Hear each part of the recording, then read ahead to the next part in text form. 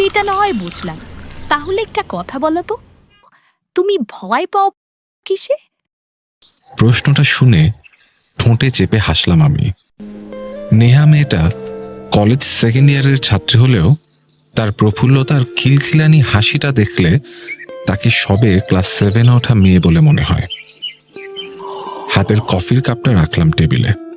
আমি বললাম, আমার অ্যাকচুয়ালি ভয়টা আসে না। না, এটা তো মানতে পারলাম না। সবাই কিছু না কিছুতে ভয় পায়।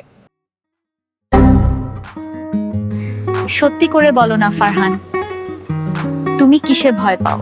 অদ্ভুত উৎসাহ তার চোখে। খুব বেশি দিন হয়নি মেয়েটার সাথে পরিচয়, আলাপ, তারপর প্রেম। যথাযোগ্য একটা উত্তর দেওয়া উচিত। বললাম, ভূত।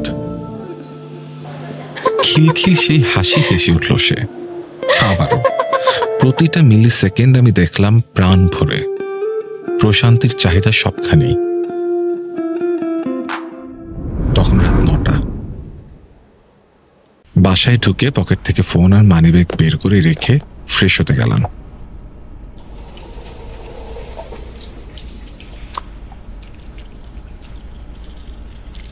এর মাঝে মা ডাক দিল রাতের খাবার খেতে। ফারহান, খাবার রেডি, খেতে আয়। আমি বললাম, মা এখন খাবো না, পরে খাবো। মা বললেন, কেন? তুই না বললি চিংড়ির চচ্চড়ি খাবি? তোর জন্যই তো করলাম। বললাম না খাবো না, খেয়ে এসেছি বাইরে থেকে। মা রেগে গেলেন। অল্প বিস্তর কথাও কানে আসতে থাকলো। আমি নির্বিকার চিত্তে ফোন হাতে শুয়ে পড়লাম। আমি মধ্যবিত্ত পরিবারের ছেলে। বাবা বেসরকারি কলেজ শিক্ষক। আমার পড়াশোনার বেহাল দশা নিয়ে ঝগড়া ঝামেলা প্রতিদিনের রুটিন ছিল বলতে গেলে। এইরকম সময়ে যখন আমার দিন খুব খারাপ যাচ্ছিল, মেজাজ সারাদিন খিটখিটে হয়ে থাকতো, আমার জীবনে একটা মেয়ে আসলো। হুট করে সব সয়ে যেতে শুরু হলো আমার।